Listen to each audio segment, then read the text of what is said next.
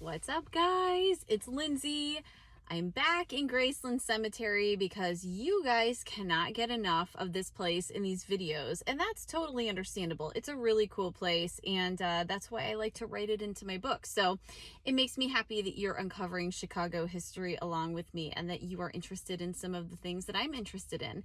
So I've noticed, though, that you guys also like to see me scared. Yeah, you like it when I explore the spooky places and the mausoleums here, and I try to poke my head in and see if I can see anything.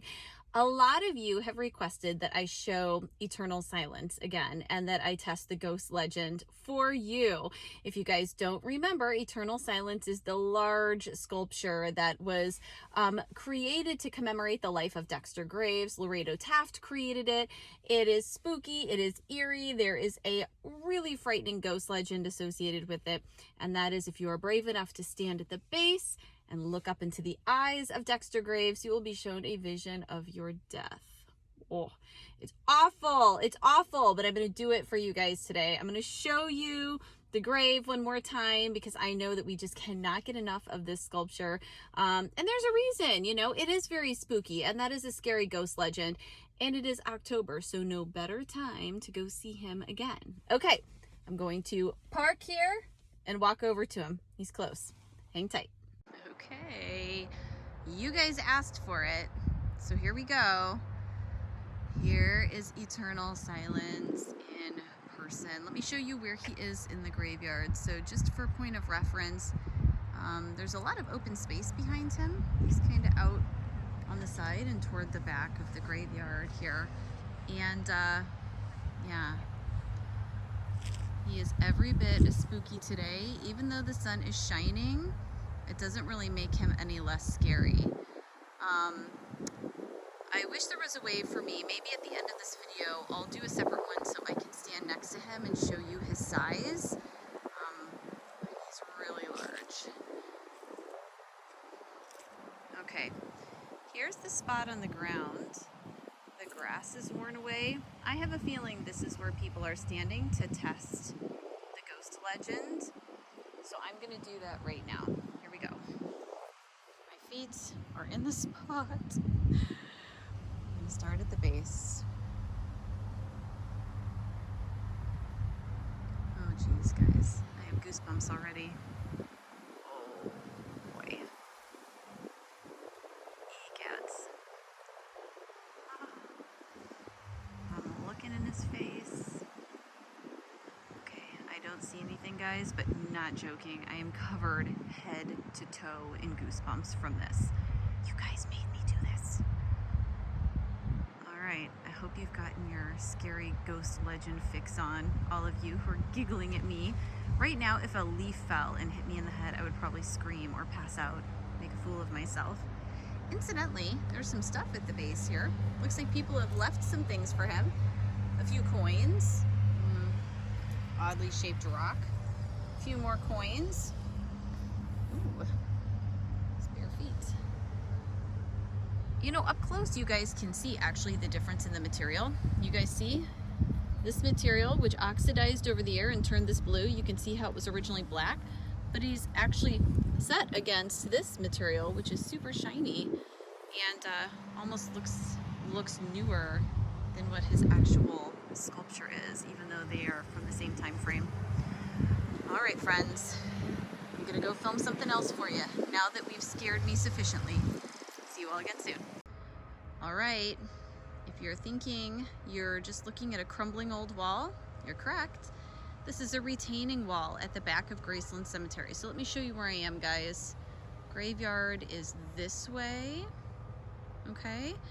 And we are in the far back of it, all right? And this retaining wall, it's obviously not in very good condition. You guys can see it's falling apart, and there's actually a different wall, a new kind of metal corrugated wall behind it. So this isn't the only thing keeping people from just walking into Graceland. It's obviously not in very good shape.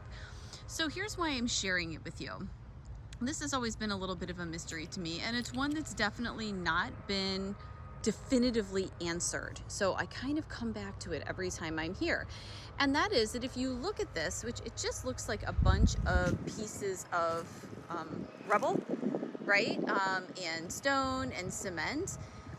There are some theories, none of these being substantiated really, guys, but there are some theories that not all of these are just random bits of rock, but that some of them could have been graves or tombstones from other cemeteries that were repurposed into this wall.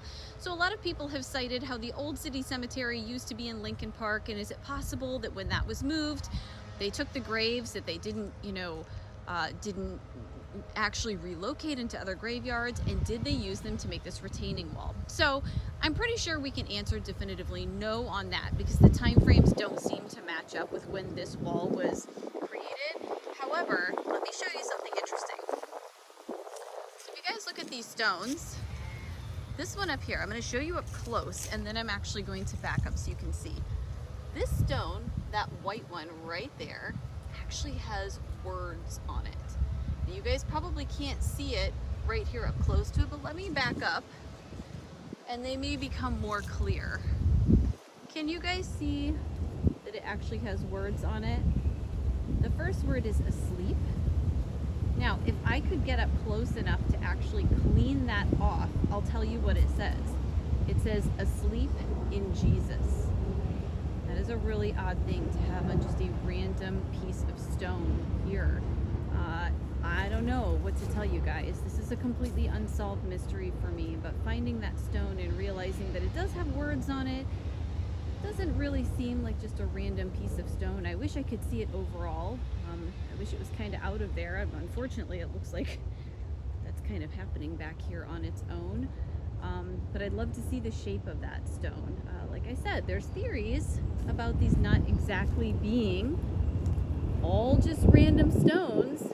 And some people have pointed to the coloring too. I'm gonna walk down this way.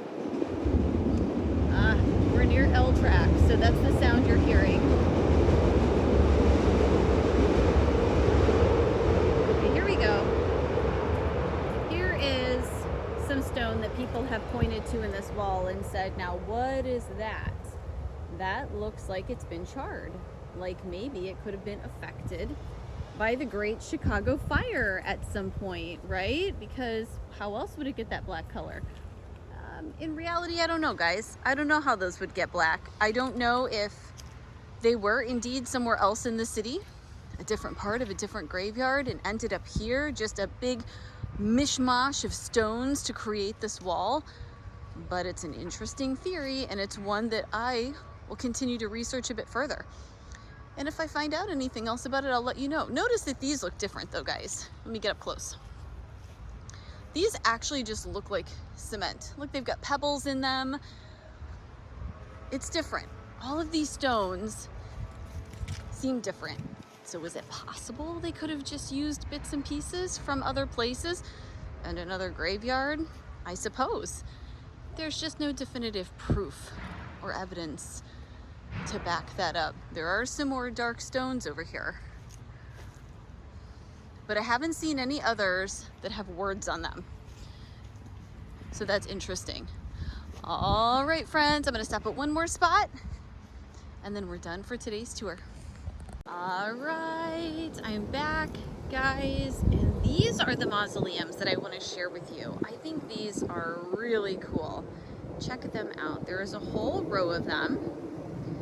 And unlike Ludwig Wolf, who I know you saw in a previous video of mine, these are more like the couch tomb. So they're up out of the ground. They're not built down into the ground.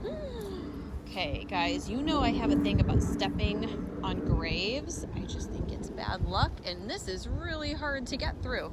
We're gonna tiptoe through here. Oh, okay. Let's hope that wasn't bad luck. If breaking a mirror is, what's that supposed to be, 7 years bad luck? I can't imagine what standing on a grave is. Wow, look at this. This is from 1894. DJ Powers, that's a cool name. At some point, it looks like this was completely cemented in. Now, I don't know the story behind that, but I know it looks really spooky to see it that way. And look at this old gate. I'm actually not gonna touch it too much here because it's so rusty that it's coming off on my hands. But this is a tomb that no one has been in for a very, very long time. Let's just walk down here. This one, 1894 as well. This one has an actual door, but it looks pretty old and worn as well, and very secure. All right.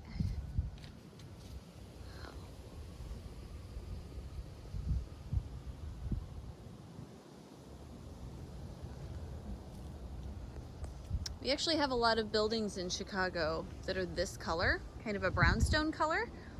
This one is interesting. And check this out. This door had some sort of a turn knob on it at one point. And look, that hole, guys, that's for a skeleton key. How cool is that? It looks like it's filled in. Otherwise, I would actually try to put my phone up there so you guys could see in.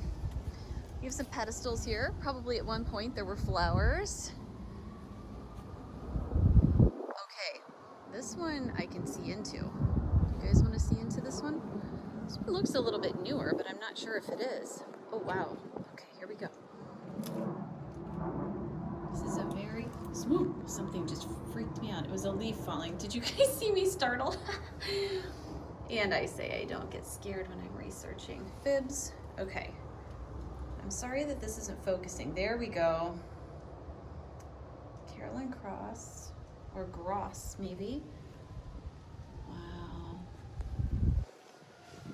That's unique that that one is open that way and you can see in. You guys notice they're not actually caskets in there. I mean, they're kind of built into the wall.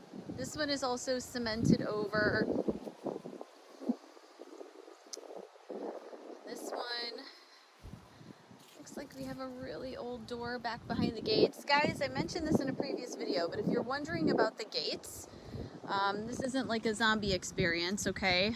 It's not like they're concerned about people coming out of these tombs. Their concern is actually people going into them. Not everybody is super respectful. Wow. Now these mausoleums, if you look, guys, they're built on the side of a hill here. I want to show you, but I don't want to step on these graves. If I were to walk around here, dodging them, you can see they're kind of like the tombs I showed you before. There's like a grass roof on them and cement on the top. Wow. Okay, now, normally I would cut the video here while I take you over to the other grave, but since it's so close, it's actually right across the street. I'm gonna say goodbye to these mausoleums. They're so cool. And leave this running and take you across the street. I can weave through here. Oh, stepping on anything. Okay. All right, so right over here is a grave that has really captured a lot of imaginations over the years. And she appears in my first novel, The Peculiar Incident on Shady Street. And I did a video on her the other day, but in case you missed it, let me show her to you again right now, because she's amazing. You're gonna love her. Oh, there she is. All right, let me try to get over close to her here. So friends, if you read Scritch Scratch, which is my most recent book, and you like it, and I think you're gonna really love Peculiar Incident, this is Inez, or Inez Clark, however you want to say her name. She is a very famous Chicago ghost legend. The rumor, or the legend, is that she was locked out of her home during a storm and suffered a lightning strike and died. Now you guys know how much I like my research. So I researched this, and it's not true. Even though she shows up in all of the ghost books and ghost legends and all of that, it's not true. She actually died of diphtheria. This is a really cool grave. We don't really know exactly if this is what she looked like, or if this is just what the sculptor decided to create to memorialize her. But look at all the things down here people leave at her grave. We've got toys, we've got jewelry, all kinds of stuff. And can you guys hear that tinkling? Now, one of the times I came here and I was researching, that tinkling really freaked me out. And I discovered it's coming from right here. Someone has hung a wind chime here by Inez's grave. Maybe to keep her company. Maybe so she has music. So you guys want to hear the ghost legend about her. The legend is that in bad thunderstorms here in Graceland, this box is empty. Groundskeepers claim that they have gone by it and seen it to be completely empty. Now, if you guys want to know more about this ghost legend and more about Inez, I hope you'll look up The Peculiar Incident on Shady Street and give it a chance. It's a ghost story. It's a mystery. It's great for October. 'Tis the season, friends. Okay, I am going to leave her grave. I'm going to take you to one or two more spots today. But I thought I would show her one more time because I know everyone is really fascinated and a lot of you didn't get to see her on my previous video. So, all right, friends, back to the car. I will see you soon.